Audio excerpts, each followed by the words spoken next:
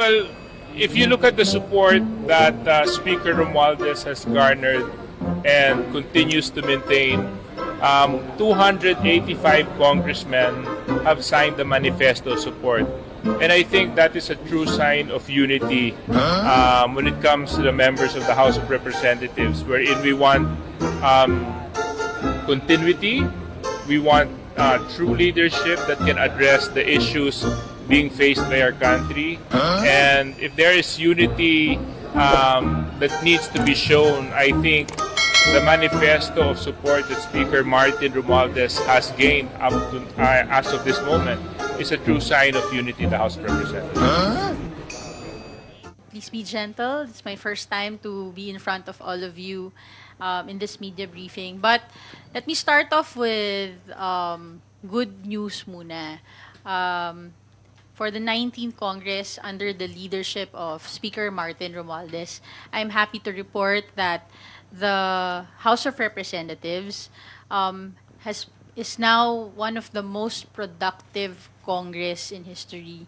There was 11,506 House bills filed, 2,361 resolutions filed. From these, there were 347 adopted resolutions and 1,493 measures approved, 280 of which were signed into law. Unfortunately, 739 are still pending before the Senate of the Philippines for their approval on third reading. And these are not ordinary bills. They are urgent reforms sought by sectors across the country, and they are solutions to the most pressing challenges faced by Filipino families, workers, students, seniors, and OFWs. These are key life-changing bills the Senate has yet to act on. On social welfare and seniors, we have the universal social pension for all senior citizens to ensure no elderly Filipino is left behind. Expanded employment opportunities for seniors with incentives for private companies hiring senior citizens. Magna Carta for informal ambulant vendors to legitimize and support livelihood in every corner of our streets. On digital and basic services, we have cheaper and more accessible internet for all, especially for public schools and underserved barangays. We have the Public Telecom Refund Act, requiring telcos to refund customers for service outages and disruptions. Digital voting for seniors, PWD, and frontliners to protect suffrage rights of the most vulnerable. On jobs, livelihood, and worker protection, we have the Magna Carta for freelancers, securing payment rights for millions in the gig economy, mandatory insurance for line workers to protect lives of linemen powering our cities, tripartite council against job mismatch, aligning education with employment, expanded protection against discrimination in the workplace for women, LGBTQ+, and persons with disability.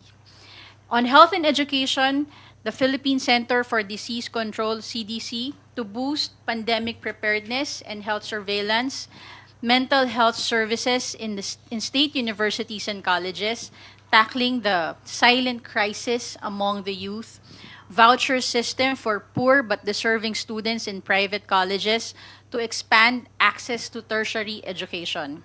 On OFWs and migrant workers, we have the OFW Remittance Protection Law to safeguard billions in hard-earned dollars sent home. Expansion of action and legal aid funds for OFWs. This is to give aid to distressed migrant workers abroad. The OFW Hospital Institutionalization Act for continuous health care to returning modern-day heroes. On environment and housing, we have the National Land Use Act to rationalize urban growth, food security, and disaster prevention. Balanced housing reform law to improve the delivery of socialized housing programs. Green Public Procurement Act promoting sustainability across all government transactions. And finally, transport, disaster, and governance, we have the Magna Carta for tricycle drivers and operators, a long overdue protection for our local transport frontliners, Free Freight for Relief Goods Act, the speeding aid delivery to calamity hit areas, and right sizing the bureaucracy to reduce inefficiency and improve delivery of government service. The House has already passed 1,493 measures. 739 of them are still waiting in the Senate. These aren't just bills. These are pensions, internet, jobs, housing, and protection for every Filipino.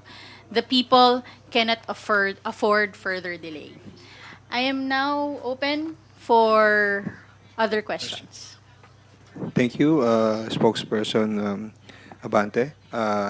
Let's begin with Tina Panganiban Perez from GMA 7. Go ahead.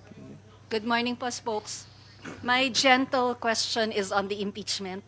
Your statement po on the oath-taking of Senate President Chis Escudero last night as presiding officer of the Senate Impeachment Court, and this afternoon po scheduled ding mag-oath yung senators as judges. Well, the House of Representatives welcome this development. Ginalaw na po ang baso. Nakinig na po ang Senado sa sa mga pahayag, hindi lang ng Kamara, kundi ng iba't ibang sektor ng lipunan. Inaantay, at again, handa naman na po ang Kongreso, ang House of Representatives, sa kanilang role sa impeachment trial. Nakapaghanda na po ang ating mga House prosecutors at patuloy na naghahanda at inaantabayanan natin ang formal na pagsimula ng impeachment trial. Ma'am, but there's also the resolution filed by Senator Robin Padilla to kill the impeachment complaint because of lack of material time in the 19th Congress. Your thoughts? Well, the Speaker has always said that he leaves it to the discretion of the Senate, no, on how they will act on the impeachment trial.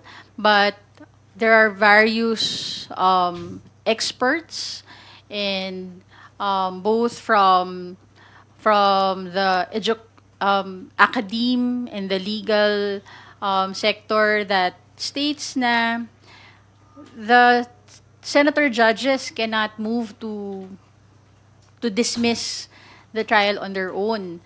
So kung ano man ang magiging